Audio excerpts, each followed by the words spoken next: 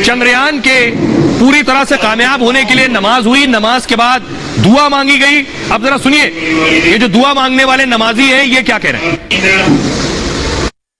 जी बिल्कुल एक खुशी का माहौल है, बल्कि हम लोगों की तो ये दुआ थी जब ये लॉन्च हुआ था रॉकेट, तभी से सब दुआओं का जिक्र कर रहे हैं कि यकीन था कि ये चंद्रयान पहुंचेगा और ये पहुंच के कल दिखाएगा। एक बहुत बड़ी खुशी हम लोगों को महसूस हो रही है कि हमारे देश का नाम रोशन होगा कि एक चंद्रयान, और ये जो हमारे साथी हैं इनकी भी यही एक कोशिश है कि हम भी आगे चल के साइंटिस्ट बने और इसी तरह हम अपने देश का नाम रोशन करें। हम लोग ने नमाज में ये दुआ की है कि इंशाल्लाह अच्छे से लैंड हो जाए, और जो भी हमको मालूम पड़ता है चांद पे नई रिसर्च होती है उससे हम लोग को फायदा ही होने वाला है और काफ़ी इंडिया तरक्की करेगा उसके बाद।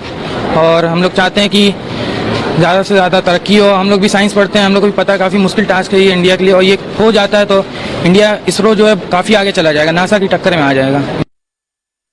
भाई अब आपको दिखाते हैं, ये आप देख रहे हैं अहमदाबाद के छात्रों को आप देख रहे हैं जो चंद्रयान के लिए प्रार्थना कर रहे हैं अहमदाबाद में। अगली तस्वीर दिखाई जरा, उरी की तस्वीर आप देख रहे हैं। उरी में स्टूडेंट तिरंगा लिए हुए हैं और चंद्रयान के पूरी तरह से सक्सेसफुल होने की कामना कर रहे हैं। अगली तस्वीर दिखाई जरा। भाई अब मैं आपको दिखाता हूं कि आखिर जब बच्चों की बात हो रही है, छात्रों की बात हो रही है, तो मैं आपको बताने जा रहा हूं कि आखिर कभी आपने सोचा है कि भारत का कनेक्शन चांद के साथ एक और भी है। बचपन में हमारे देश में बच्चों को लोरी सुनाई जाती है, चंदा मामा दूर के। अब चंदा मामा हमारे लिए पास क्यों गए, लेकिन चांद को मामा क्यों कहते हैं, कभी आपने सोचा है? आइए अब आपको बताते हैं, दिलचस्प कहानी है कि चांद को मामा कहते हैं। क्या रिश्ता है चांद और पृथ्वी का, हम क्यों मामा कहते हैं? अरबों साल पहले पृथ्वी से, ये पृथ्वी है, इससे एक पिंड शिया नाम का ग्रह पृथ्वी पर टकराया। यह शिया ग्रह मंगल ग्रह के आकार का था, इतना बड़ा। पिंड के टकराने से पृथ्वी का हिस्सा टूट गया और यही हिस्सा टूटकर अंतरिक्ष में चला गया, जो बाद में धरती के चक्कर लगाने लगा। करीब 4.5 अरब साल पहले चांद का निर्माण हुआ। इसको मैं कहूं 450 करोड़ साल पहले। अगर आप पढ़ेंगे विज्ञान में तो हमारी पृथ्वी 450 करोड़ साल पुरानी है और चांद भी 450 करोड़ साल लगभग पुराना है।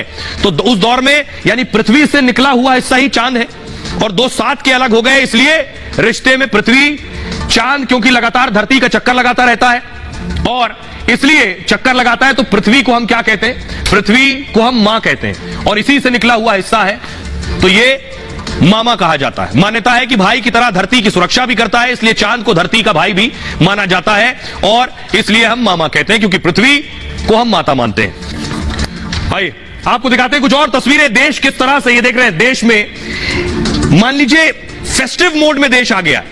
चंद्रयान 3 लैंड करने वाला है, देश में हवन पूजन हो रहा है, ये आप देख रहे हैं। उसके नमूने बनाए जा रहे हैं। अगली तस्वीर दिखाइए, मूर्ति बनाई गई है, ये देख रहे हैं सैंड आर्ट, जिसपे चांद बनाया गया है और ऊपर देखिए चंद्रयान उतरा है।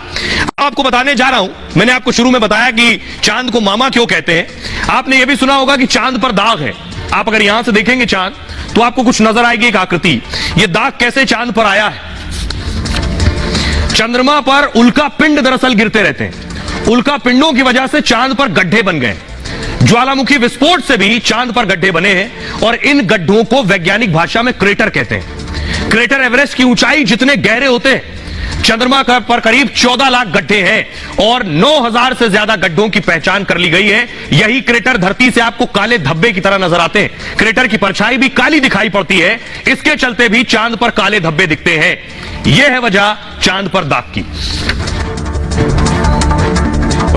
खबरों में आगे बढ़ते हैं। आज की एक और बड़ी खबर है, आपको सीधे बिहार लिए चलते हैं। बिहार में वैसे ही घटना हुई जैसे पिछले दिनों नूह में। उस समय आखिरी 19 मिनट में क्या होगा ये आपको मैं बता देती हूं, क्योंकि तब इसरो से पूरी तरह संपर्क टूटेगा। इसरो से चंद्रयान 3 कमांड नहीं लेगा, क्योंकि आखिरी 19 मिनट में जो ऑनबोर्ड सिस्टम है उससे ही निर्देश मिलेंगे चंद्रयान 3 को। चंद्रयान का जो लैंडर है वो स्पीड कंट्रोल करेगा, यानी लैंडर ही सारा काम करेगा। अंदर एक एल्गोरिथम फिट है, उसके हिसाब से ही सब कुछ होगा। जो मेरे साथ वैज्ञानिक जुड़ेंगे वो बेहतर बताएंगे, लेकिन सेंसर और कैमरे से सुरक्षित जगह लैंडिंग ये लैंडर ही निर्धारित करेगा और खुद सॉफ्ट लैंडिंग के लिए जगह भी ढूंढेगा। कहां लैंडिंग करनी है ये लैंडर तय करेगा और लैंडर के चारों इंजन बारी बारी से चलेंगे। ये भी क्योंकि पहले कहा गया 2 इंजन चलेंगे, अगर कोई खराबी होती है तो बाकी 2 इंजन चलेंगे। अभी तक चारों थ्रस्ट बूस्टर्स वहां पर बढ़ा रहे हैं स्पीड, लेकिन अब उस स्पीड को उल्टा करके कैसे धीमे किया जा रहा है, स्पीड को कम किया जाएगा जिससे धीरे धीरे कर वो लैंडिंग के लिए तैयारी कर सके। सिर्फ 24 घंटे का समय बचा है।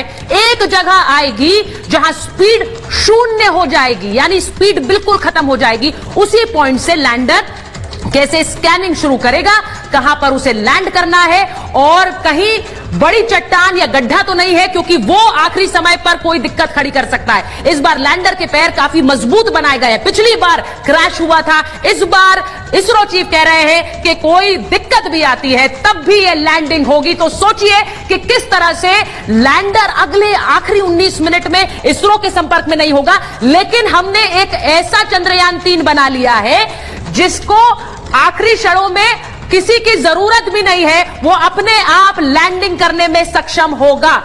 अब मैं आपको यह भी बताना चाहती हूं, क्योंकि मेरे साथ लोग जुड़े हुए हैं, लेकिन उससे पहले यह बताऊं कि अंतरिक्ष पर जाने की एक होड़ लगी है, लेकिन यहां हक किसका होगा?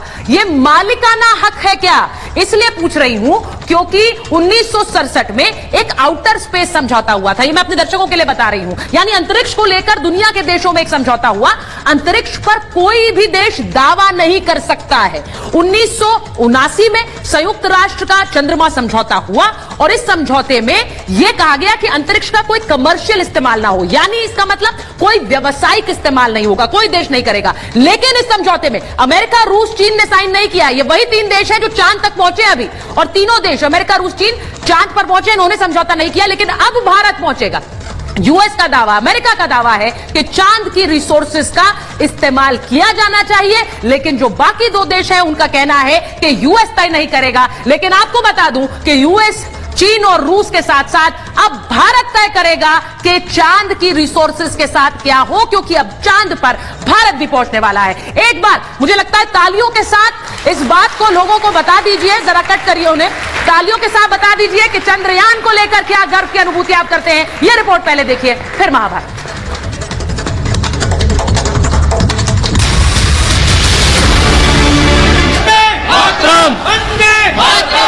माता की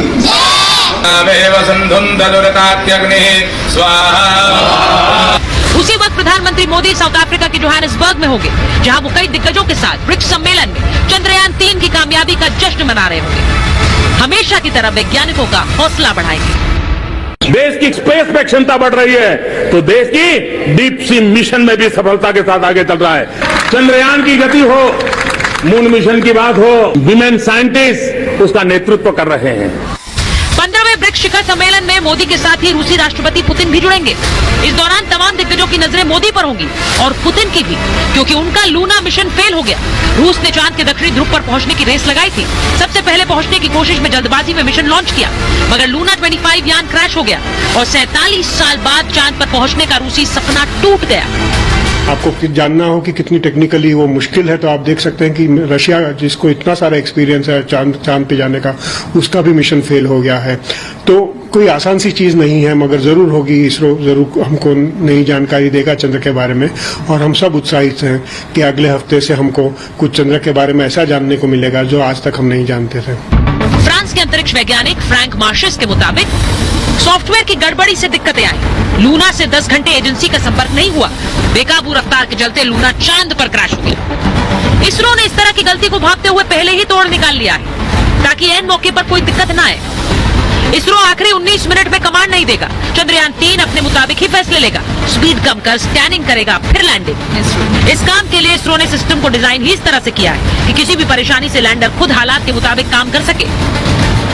जो लैंडर के अंदर जो प्रोग्रामिंग सीक्वेंस हमने रखे हैं, प्रोग्रामिंग मेथोडोलॉजीज, उसमें अगर कंटीजेंसी ऑपरेशन करना पड़े तो उसकी भी तैयारी हम पूरी करके बैठे हैं। कोई भी अनफोर्सिन कंडीशन आ जाए, सिचुएशन आ जाए, तो उस वो फेलियर में से बाहर निकल के भी हम सक्सेस पा जाए, उसके लिए तैयारी पूरी की है। यानी हर चुनौती से निपटने का पूरा प्लान तैयार है। इसरो के मुताबिक तो फिलहाल सब ऑल इज वेल है, और आगे भी ऐसा ही रहेगा। यानी अब की बार चांद जीत कर ही रहेंगे, क्योंकि सबको है विश्वास हम होंगे कामयाब। Bureau report, Republic Bharat. जैसा आपने सुना, सबको है विश्वास हम होंगे कामयाब। ये जो आज भारत माता की जय आप सुन रहे हैं, ये नारे दिल से निकल रहे हैं और एक प्रार्थना के साथ भी निकल रहे हैं। वो प्रार्थना ये कि कल जब चंद्रयान 3 की लैंडिंग हो तो वो सफलता पूर्वक हो जाए। मुझे लगता है कि हर घर में यही प्रार्थना है, यही दुआ है। इसी के साथ जरा मेहमानों का परिचय भी करा देती हूं। मेरे साथ सृजन पाल सिंह जी जुड़ रहे हैं, साइंटिस्ट हैं और फाउंडर कलाम सेंटर और सीईओ हैं।